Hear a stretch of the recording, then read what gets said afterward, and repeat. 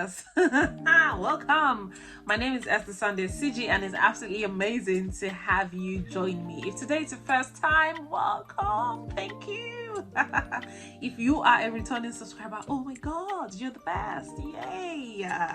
Thank you for coming. Well, I'm going to be talking about something really important today, and this is for both men and for women. I know sometimes my videos are usually for women, but today I've got my brothers in the mix. So the topic today is how to prepare for your next date, and I'm going to be adding a bonus tip at the end about what to do during your date so it doesn't go bad. Yep. Number one, have a dress rehearsal before your date. Yes, I said it. Wear your complete clothes like you would when you're going for the date. If you can, do your makeup. If you can, do your hair. Just have that dress rehearsal before, so you can see, okay, what kind of thing do I wear that fits my body better? What kind of color fits me better for this day? And if they're like really special people, you want to dress like really well. You get what I mean? So have a dress rehearsal, pick the right dress, pick the right pants, pick the right shirts, pick the right whatever it is for male and female, whatever it is you want to wear. Pick the right accessories. Watch yourself, stand in front of a mirror and see how they all align, how they look, if it's good. If you have a very good friend that you can talk to, you can tell them, oh well, I'm going on this date, what do you think about this outfit? And then they can give you their own opinion. But yes, wear the accessory like you would do, wear the hair like you would do, wear the clothes like you would do on the date, and have a friend have an input if you feel comfortable doing so. Otherwise, if you can make your own judgment, stand in front of the mirror, say it, and see that it is good. The reason why you should do a dress rehearsal is because it saves you some time on the day of the date. You already know what to wear, you know the accessories to use, you know how you want to look. You just go straight and do it, rather than try this dress on that day, take it out, or try this pants, take it out, and then that process of going to change clothing and seeing what works or do not work steals a lot of your time, and then you might end up wasting a lot of time and then rushing to your date looking all flustered, and you don't want to do that. Just do the dress rehearsal and get ready ahead of time. Okay, number two, research your date's interests. Don't just go to the date and say, oh, so what do you also, I know it's a time to ask some of the questions, but you need to also come prepared in like things that interest them, so you can talk about them. If there are areas that are totally new to you, you would have had some time to research and to contribute to the conversation, because it's the area of interest, right? When you start talking about it, they'll talk about it. You can also share some things like you're a pro in that level. Do you get what I mean? Like, when you have some knowledge about the topic that they like talking about already, it helps your date, and it brings good vibes into like the date and your flow with the person. That really helps. So if you do not know ahead of the date, just ask them, oh, what are some of the things that you're interested in, what are the things that you like to talk about, stuff like that. Don't specifically tell them it's for the date. Just pretend like you just want to know things about them, and then research properly, and then when you get to the date, just blow their minds off talking about the things that they like to talk about. Yeah, I said that. The next thing you need to do is to practice your introduction in front of the mirror.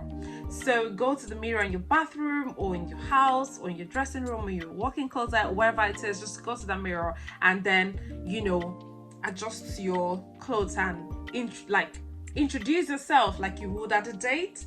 So you can say, oh, well, how do I want to introduce myself? You can say your name, where you work, what you like to do, your hobbies, or, things that have, piqued your interest of late. So just go in front. We all do it, don't we? I know you do it. Even before now, you do it.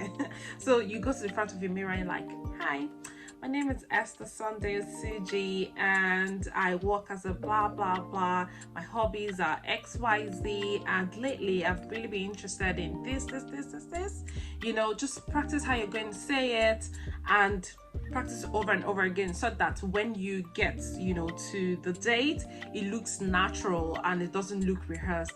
And don't go there sounding like you're sitting for an interview, like where you've rehearsed all your lines. It will be so unnatural and the person will know. Just do it in a way that looks natural, even though you have rehearsed it. You get what I'm saying? You get what I'm saying? Okay.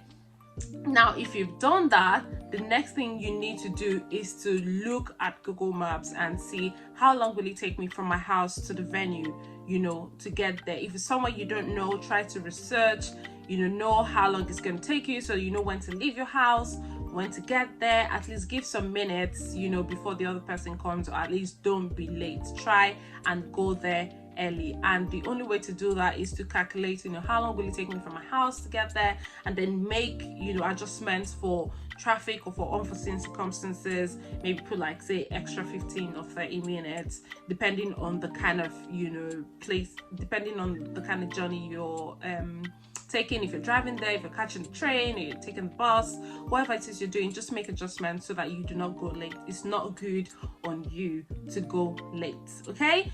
So don't be late. In fact, this is the first tip on your day of dates. Don't be late. Go there early, have some time to calm down. You don't want to go in looking all flustered and trying to adjust your hair or your clothes or something like that. Give some time, walk in elegantly. In fact, if you have not been walking in elegantly before you go to that place, 5 minutes to the venue, or once you're at the door, you need to change your steps and walk like a queen or a king that you are.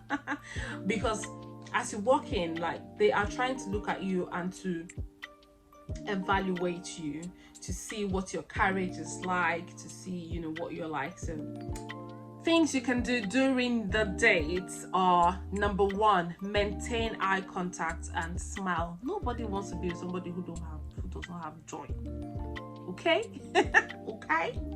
So maintain eye contact, look at them, you know, so that they feel like you are really listening to them, and then smile. Don't go there, you know, frowning your face or doing as if you've got a lot of problems in the world. You need to exude like happy vibes, positive energy. Do you get what I'm saying?